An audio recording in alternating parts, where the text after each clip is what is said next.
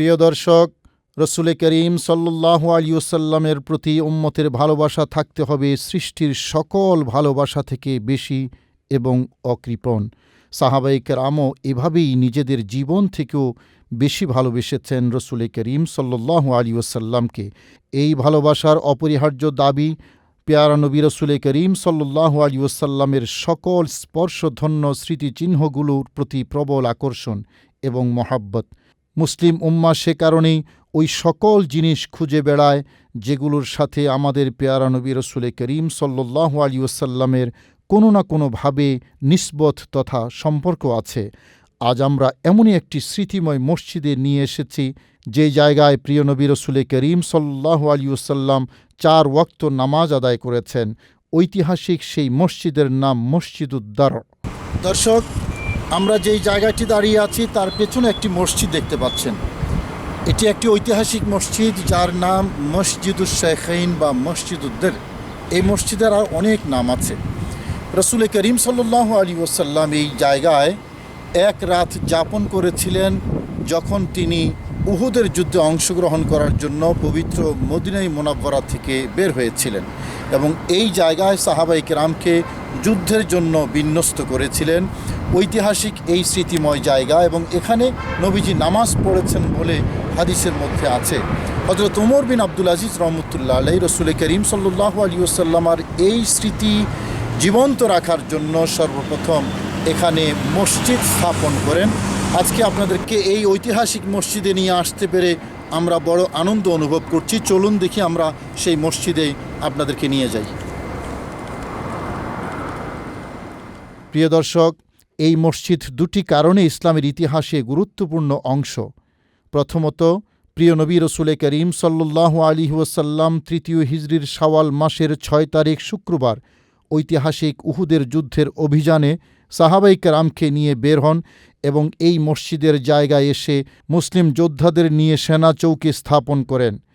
এই জায়গাটি মদিনার মসজিদে নববী থেকে 2.5 কিলোমিটার দূরত্বে উহুদের যাবার রাস্তার পাশেই অবস্থিত। প্রিয় নবী রসুল করিম সাল্লাল্লাহু আলাইহি ওয়াসাল্লাম মদিনা শরীফ থেকে যখন এখানে পৌঁছলেন তখন আসরের নামাজের সময় হয়েছে মাত্র।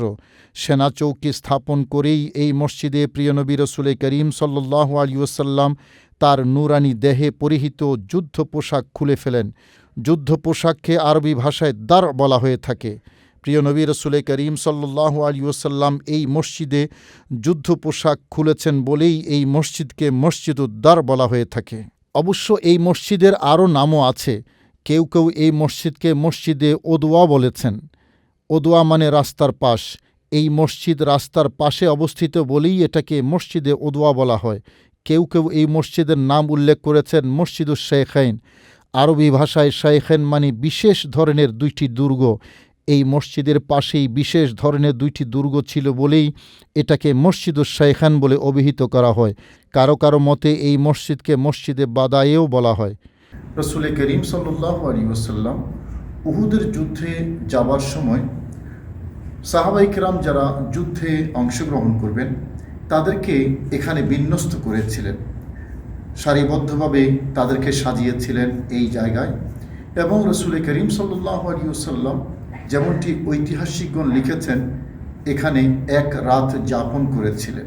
এই সেই জায়গা পেয়ারা নবী রসুল করিম সাল্লাল্লাহু আলাইহি ওয়াসাল্লামের স্মৃতি বিজড়িত। এই মসজিদটি আপনারা দেখতে পাচ্ছেন। আমরা একেবারেই পুরাতন স্থাপত্য।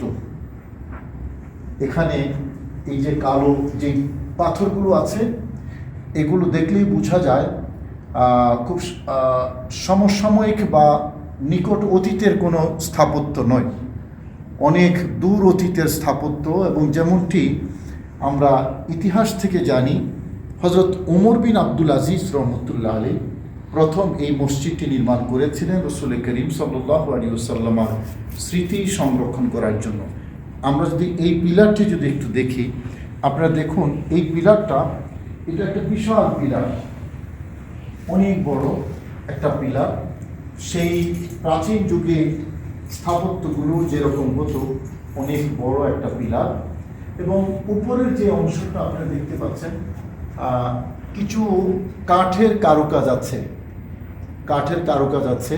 উপরে সুন্দর করে মসৃণ করে কাঠের কারুকাজ, এবং আরব দেশের মসজিদগুলো যেমনটি হয় লাইটিং করা থাকে, ঝাড়বাতি থাকে, সুন্দর করে সাজানো, আসলেই মনোমুগ্ধকর একটা পরিবেশ এই মসজিদে। প্রিয় দর্শক, রসুল করিম সাল্লাল্লাহু আলাইহি ওয়াসাল্লাম এই মসজিদে এসে যুদ্ধ পোশাক খুলে ফেলার পর হজরত জিবরাইল আলাইহিসসালাম বিশেষ বার্তা নিয়ে রসুল করিম সাল্লাল্লাহু আলাইহি ওয়াসাল্লামের দরবারে হাজির হন। পেয়ারা নবী রসুল করিম সাল্লাল্লাহু আলাইহি ওয়াসাল্লাম এখানে সেদিনের আসর, মাগরিব ও এশার নামাজ আদায় করে এখানেই রাত যাপন করেন, এবং অধিকাংশ ওলামায়ে কেরামের মত অনুসারে এখানেই ফজরের নামাজ আদায় করেন। পরদিন শনিবার সকালে এখান থেকে ঐতিহাসিক যুদ্ধের জন্য উহুদের ময়দানে উপস্থিত হন এবং দুপুর পর্যন্ত যুদ্ধ অব্যাহত থাকে। প্রিয় দর্শক, দ্বিতীয় যে কারণে এই মসজিদ ইতিহাসের অংশ তা হল ৫ম হিজরিতে শাওয়াল মাসে খন্দকের যুদ্ধ সংঘটিত হওয়ার সময় অভিজ্ঞ সাহাবী হজরত সালমান ফারসি রাদিয়াল্লাহু তাআলা আনহুর পরামর্শে রসুল করিম সাল্লাল্লাহু আলাইহি ওয়াসাল্লাম মদিনা মুনাవ్বারাকে নিরাপদ রাখার জন্য পরিখা খনন করার সিদ্ধান্ত গ্রহণ করেন। তখন এই মসজিদের জায়গা থেকেই মূলত পরিখা খনন শুরু হয়। সে কারণেও এই মসজিদটি একটি ঐতিহাসিক স্থাপনা হিসেবে বিবেচিত। দর্শক, যে দুটি কারণে এই মসজিদটি ইতিহাসের অংশ তা মূলত দুটি ঐতিহাসিক যুদ্ধের সাথে সম্পর্কের কারণে। একটি উহুদের যুদ্ধ, আরেকটি খন্দকের যুদ্ধ। তবে দেশ বিদেশের লক্ষ লক্ষ নবী প্রেমিক জিয়ারতকারী এই মসজিদে উপস্থিত হন এই মসজিদে পেয়ারা নবী রসুল করিম সাল্লাল্লাহু আলাইহি ওয়াসাল্লাম নামাজ আদায় করার কারণে। নবী প্রেমে উজ্জীবিত উম্মতের কাছে এটাই বড় উপলক্ষ। রসুল করিম সাল্লাল্লাহু আলাইহি ওয়াসাল্লাম যেখানে নামাজ আদায় করেছেন সেই জায়গা অত্যন্ত বরকতময় হয়ে যায়। এই বিশ্বাস কোরআন ও হাদিসের সার নির্যাস। কেননা হজরত ঈসা আলাইহিসসালাম বলেছেন, আমি যেখানে যাই সেই জায়গা বরকতময় হয়ে যায়। হজরত ঈসা আলাইহিসসালাম কোথাও গেলে যদি সেই জায়গা বরকতময় হয়ে যায়, তবে সকল নবীদের নবী ইমামুল আম্বিয়া আমাদের পেয়ারা নবী রসুল করিম সাল্লাল্লাহু আলাইহি ওয়াসাল্লাম স্বয়ং এই মসজিদের নামাজ আদায় করেছেন, এখানে রাত যাপন করেছেন। তাহলে এই মসজিদ কতটা বরকতময় তা মুসলমান মাত্রই অনুধাবন করতে পারে। তাই নবী প্রেমের আকর্ষণে জিয়ারতকারীগণ এখানে আসেন এবং নফল নামাজ আদায় করেন।